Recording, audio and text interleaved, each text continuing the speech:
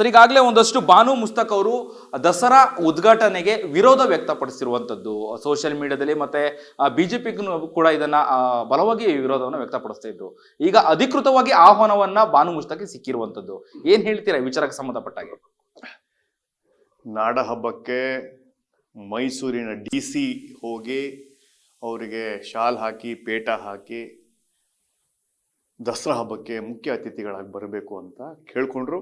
ಆ ವಿಡಿಯೋನ ನಿಮ್ಮ ಮಾಧ್ಯಮದಲ್ಲಿ ನೋಡಿದೆ. ಅಲ್ಲಿ ಅವರು ಸ್ವಾಗತನೂ ಮಾಡಲಿಲ್ಲ. ನಾನು ಬೇರೆ ಏನೇನೋ ಕಾರ್ಯಕ್ರಮ ಇದೆ ಅದು ಆದರೆ ಬರ್ತೀನಿ ಅನ್ನೋ ಮಾತಾಡೋದಲ್ಲಿ ಅವರು ಒಂದು ಮಾತಾಡಿದ್ರು. ಅಲ್ಲೂ ಗೌರವ ಘನತೆಯನ್ನ ಕಮ್ಮಿ ಮಾಡಿದ್ರು. ಕರ್ನಾಟಕದ ಜನತೆ ಬಾನು ಮುಷ್ತಾಕ್ ಅವರ ಒಂದು ಹಳೆಯ ವಿಡಿಯೋ 2023ರಲ್ಲಿ ಬಂದಿರತಕ್ಕಂಥ ವಿಡಿಯೋ ನೋಡಬೇಕು. ಯೂಟ್ಯೂಬಲ್ಲಿದೆ. ಅವರು ತಾಯಿ ಭುವನೇಶ್ವರಿಗೆ ಅವಮಾನ ಮಾಡ್ತಾರೆ, ಅರ್ಶಿನ ಕುಂಕುಮದ ಬಗ್ಗೆ ಮಾತಾಡ್ತಾರೆ, ಧರ್ಮವನ್ನು ತರ್ತಾರೆ.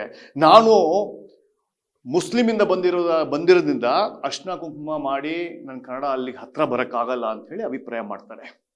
ಈ ಥರದ ಮಾತುಗಳನ್ನು ಆಡಿದಾಗ ನನಗೆ ಸರ್ಕಾರ ಮಾಡುವ ಈ ಕಾರ್ಯಕ್ರಮಕ್ಕೆ ಯಾವ ಥರ ಸರ್ಕಾರ ಅವರು ನೋಡ್ಕೊತಾ ಇದ್ದಾರೆ ನನಗೆ ಆಶ್ಚರ್ಯ ಆಗುತ್ತೆ.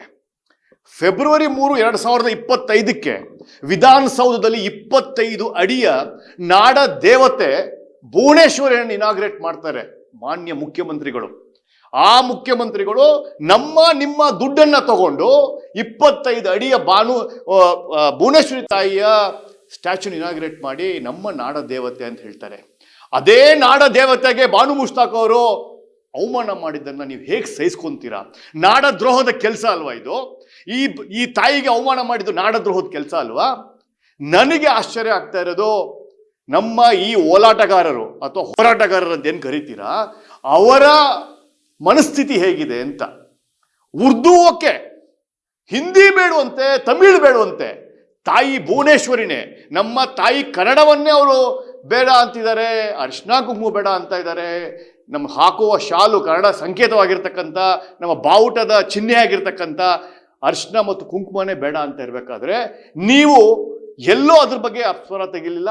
ಎಲ್ಲೋ ಒಂದ್ ಕಡೆ ನಾರಾಯಣಗೌಡರನ್ನ ನೋಡಿದೆ, ಏನೋ ಅದ್ರ ಬಗ್ಗೆ ತೇಲ್ಸಿ ಮಾತಾಡಿದ್ರೆ ಹೊರತು ಹಿಂದಿ ವಿರೋಧ ಮಾಡಿದ್ದೇನೋ, ಕಾವೇರಿ ತಮಿಳ್ ವಿರೋಧ ಮಾಡಿದ್ದೇನೋ, ಸಂಸ್ಕೃತ ಬಗ್ಗೆ ವಿರೋಧ ಮಾಡಿದ್ದೇನೋ, ಅಬಾಬಾಬಾಬಾಬಾ ಏನು ನೀವು ಮಾಡಿದ್ದು ಕನ್ನಡ ಹೋರಾಟಗಾರರು? ತ್ರಿಭಾಷಾ ಸೂತ್ರ ಬೇಕು, 2 ಲ್ಯಾಂಗ್ವೇಜ್ ಪಾಲಿಸಿ ಬೇಡ, 3 ಲ್ಯಾಂಗ್ವೇಜ್ ಪಾಲಿಸಿ, ಏನೆಲ್ಲ ನೀವು ಹೋರಾಟಗಾರರು ಮಾಡಿದ್ದೀರಲ್ಲ. ಸೊ ಇದರಲ್ಲಿ ಸ್ಪಷ್ಟವಾಗುತ್ತೆ ಮುಖ್ಯಮಂತ್ರಿಗಳು, ಸರ್ಕಾರ ಮತ್ತು ಹೋರಾಟಗಾರರ ಈ ಡ್ಯುಯಲ್ ಸ್ಟ್ಯಾಂಡರ್ಡ್ ಇದೆಯಲ್ಲ, ಡ್ಯುಯಲ್ ಸ್ಟ್ಯಾಂಡರ್ಡ್. ವಿಧಾನಸೌಧದಲ್ಲಿ ಭುವನೇಶ್ವರಿ ತಾಯಿಯನ್ನು ಇನಾಗ್ರೇಟ್ ಮಾಡಿರ್ತಕ್ಕಂಥ ವ್ಯಕ್ತಿನ ಅವಮಾನ ಮಾಡಿರ್ಬೇಕಾದ್ರೆ ಅವರನ್ನ ನಾಡ ಹಬ್ಬಕ್ಕೆ ಕರೆಸಿದಿರಲ್ಲ, ನಿಮ್ಮನ್ನ ಆ ನಾಡ ಹಬ್ಬಕ್ಕೆ ಕರೆಸಿರೋದು ನಾಡ ದ್ರೋಹಿನ. ಹೇಗೆ ಸ್ವಾಮಿ ನಾವು ಅವರನ್ನ ವೆಲ್ಕಮ್ ಮಾಡೋದು? ಜಾತಿ ಧರ್ಮ ಬಿಟ್ಬಿಡಿ ಒಂದ್ ಕಡೆಗೆ, ಭಾಷೆಗಾದ್ರೂ ನಮ್ಮ ಮರ್ಯಾದೆ ಕೊಡ್ಬೇಕಲ್ಲ.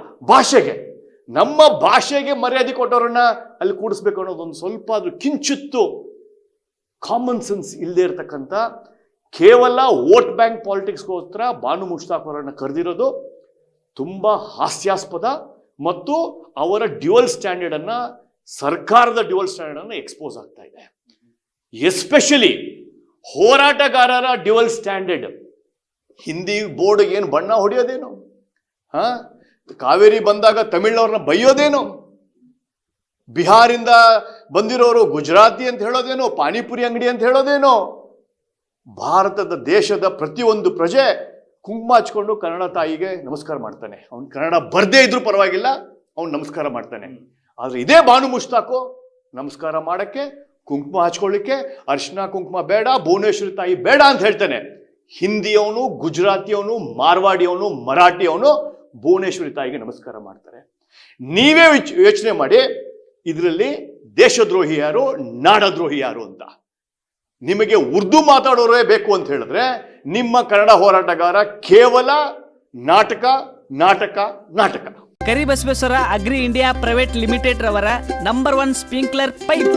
ನಾನು 86 kg ಇದ್ದವಳು 71 kg ಬಂದಿದ್ದೀನಿ. ವಯಸ್ಸಾದ್ಮೇಲೆ ಸ್ಮಾರ್ಟ್ ಆಗಿ ಕಾಣ್ತೀರಾ ಅಂದ್ರೆ ಜಿನ್ನಿ. 126 kg ವೇಟ್ ಇದ್ದು ನಾವು ಈಗ 114 kg ಲೆಕ್ಕ ಬಂದಿದ್ದೀವಿ. ಯಾವುದೇ ಸೈಡ್ ಎಫೆಕ್ಟ್ ಆಗಿಲ್ಲ. 84ರಿಂದ 50 kg ಬಂದೆ. ಆಮೇಲೆ ಸಣ್ಣಗೆ ಫಿಟ್ ಆಗಿದ್ದೀನಿ. ಅದಕ್ಕೆ ನಾನು ಯೂಸ್ ಮಾಡ್ತಾ ಇರೋದು ಜೀನಿ ಸ್ಲಿಮ್.